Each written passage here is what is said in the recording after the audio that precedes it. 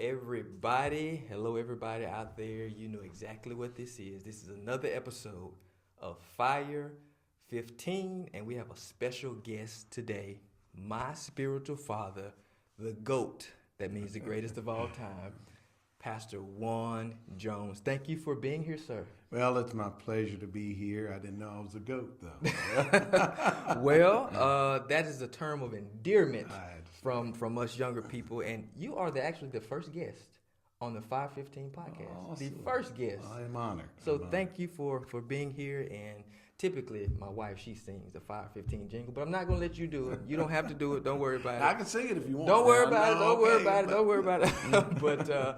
But those of you that are out there, y'all are in for a treat. You know our rule. If this blesses you, if it helps you, just share it with one other person. Don't forget to like or subscribe. And let's get started. So we have an interesting topic today, one that's near and dear to my heart, and I know that it's near and dear to yours. And we're going to talk about what creates this generational divide when it comes to coming to church or being part of a church, being part of the body. And those of you that are in 515, y'all know as well as how me and my wife think. But we think it's good to get a different perspective. Okay. A little background about Pastor Juan. I'm not going to tell his whole background, but he's been in ministry for over 30 years. Yeah. Pastored, senior pastor for over 25 years. And we actually transitioned. We actually took the mantle from he and his wife, Pastor Robin, and started continuing, what we see New Vision doing Fellowship a today. fantastic Well, job. thank you, sir. You. Thank you, sir. So all in all, you've seen a lot from the way you grew up, and then having a different perspective of pastoring, and then now having an additional perspective of being apostolic overseer, just with things with the church. So my first question to you is, what do you think is the main divide generationally when you don't see, or when you see different church-going activities or different connections to the body? Basically, what I'm saying is, from what you've seen growing up pastoring, what do you think that some of the issues are when people just don't come to church like they used to? Yeah. Well, we know from Ecclesiastes that there's nothing new under the sun. Yeah. So generational divides, that's not anything new. Right. So we think that it's an oddity because of our current situation. But if we study church history, we see that those divides existed even during the Reformation periods and different things of that nature. So culture has such a strong influence over us and how it relates to the kingdom of God and our worship.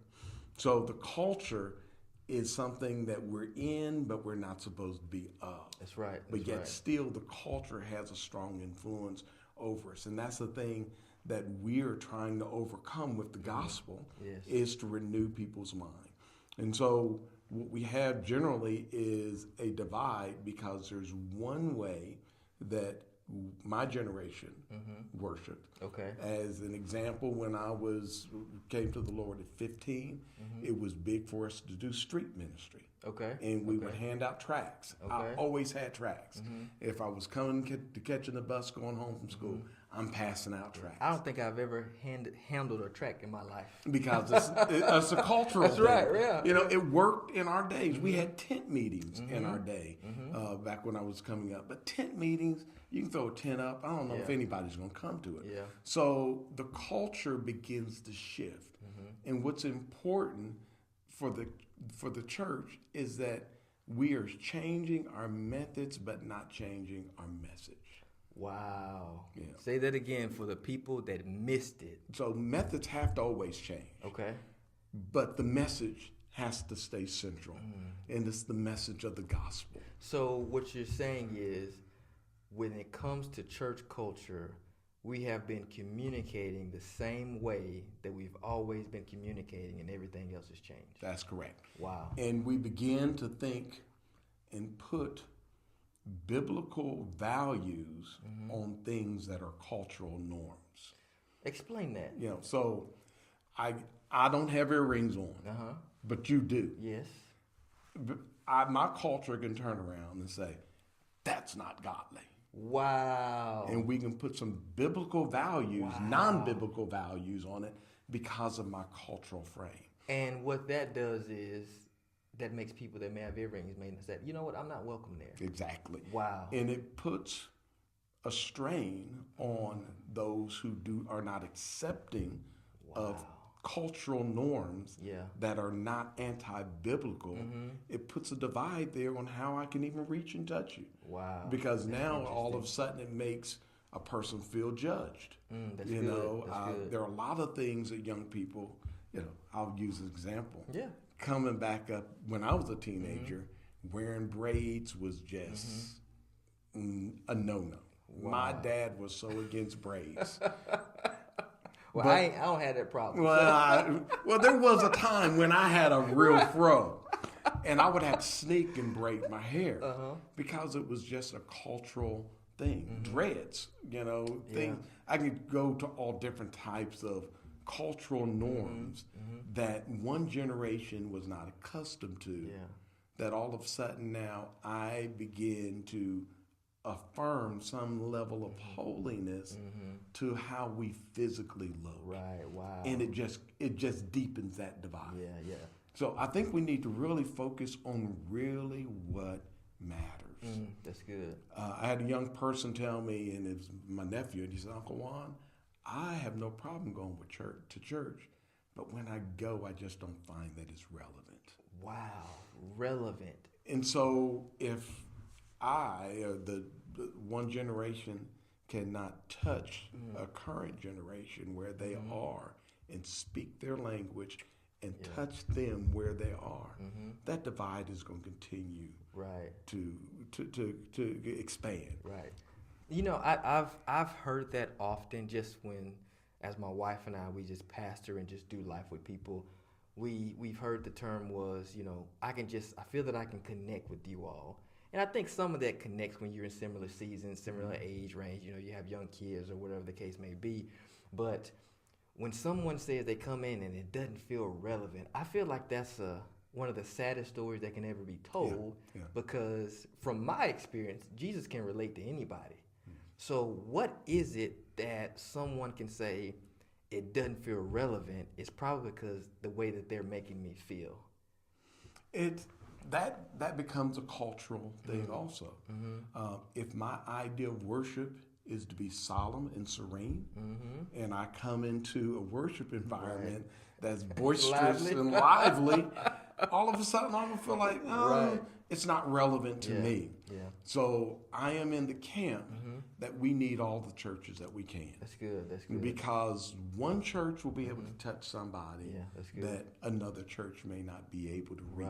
Right. So what is relevant to one person when they go into a certain form, that same person may not find relevant in another form. So I don't think that any pastor or church should try to shape themselves according to someone's preference. That's right, yeah. But be yourself and know that and express and develop a form of worship that is unique and genuine. And there are going to be people that connect with it. That's right. And I think that's what the focus should be on. You know, because I say this saying often is that I don't think every church is for everybody. No, it's not. But I think everybody should be in a church. That's right. And I think it takes willingness and a maturity to go into a place and say, you know what, that's not for me, but I'm still willing to give it a shot because there is somewhere, because I believe the power of the local church is untapped. That's right. Because I believe that people are connected. But I do believe everybody should be in a church, and I think we get so caught up in, well, this church, you know, I don't like the way the song that they sing. And I told somebody, they said, my wife, she kind of cringed. She's like, well, I don't know that I like the songs you sing. I said, well, we're not singing to you anyway. So, but she was like, Pastor, you don't need to say that. But it's the truth. It is, because I think comfort gets in the way of us really stepping into where we might be called to be. Right. Yeah. See, I'm a church junkie. Okay. So I love going to church. Yeah. And so even on my vacation, if it expands a Sunday, I'm going to look and try to find a church to go to. And in doing that, I've been in all different types of faith traditions and worship styles. And one of the things the Lord spoke to me and said, you are not in a position where you can pass judgment on somebody's worship to me. Wow. And so what did you do with that? What I do with that is I try to get with the flow. If it's a type of worship environment that's serene and they believe in worshiping God in that type of format, I worship God in that type of way also. Okay. I went to this one service and dude, at 3 hours they were just getting started.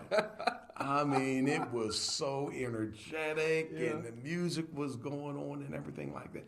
That was their form of expression to God. Right. And so I don't pass judgment on it. I just jump in there. And when it was time for me to go, I just left. Right. and it's not appropriate when we said that was too long. Yeah. It may have been too long for me, For you, but that was their expression to the Lord. And it was a large group of people that connected with that. That's good. So if we can learn to appreciate diversity, even in our worship, because God's in the midst of it all. Yes.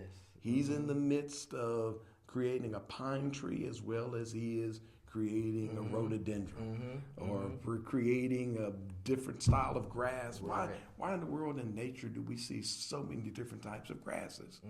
To me, that seems crazy. Right. But it lets us see that God, he delights in that type of diversity. Yeah.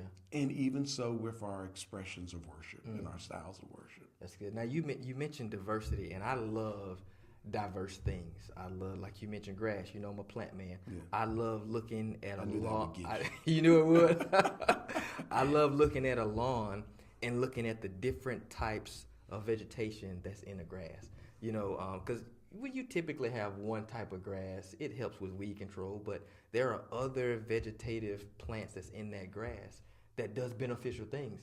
And I think about it as the body of Christ. You know, we all have different gifts and skill sets and things that we bring to the table. Yes. And if you all look the same, you're probably missing out on something. Absolutely, absolutely.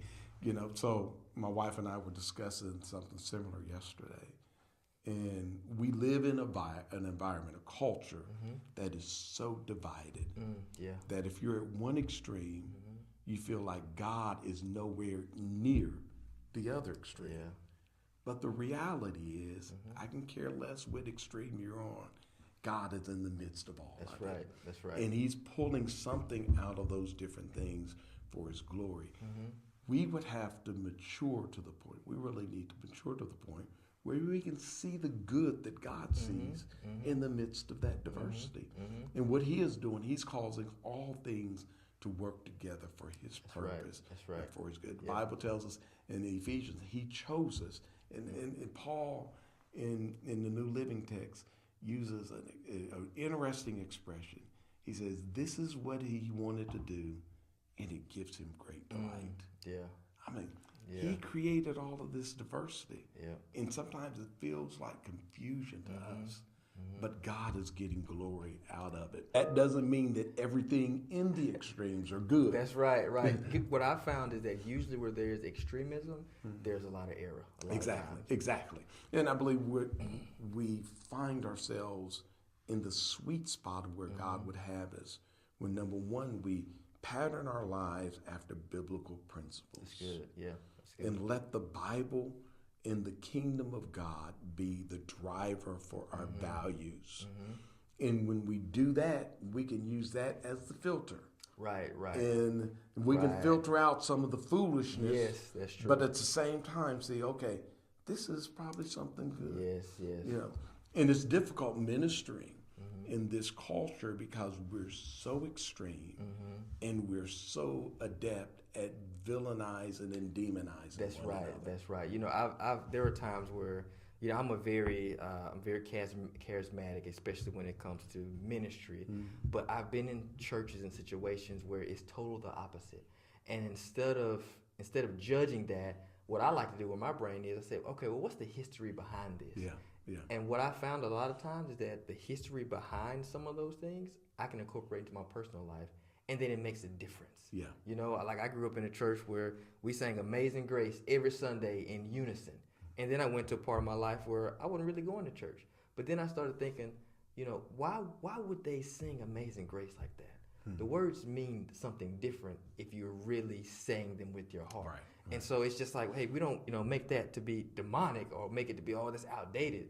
Well, let's go back. What can that do for you? Yeah. And I think the diversity of blending these things together it's so beautiful. Yeah, it is. And I think we younger people have more of a tendency than maybe my generation to be able to see the good in many things.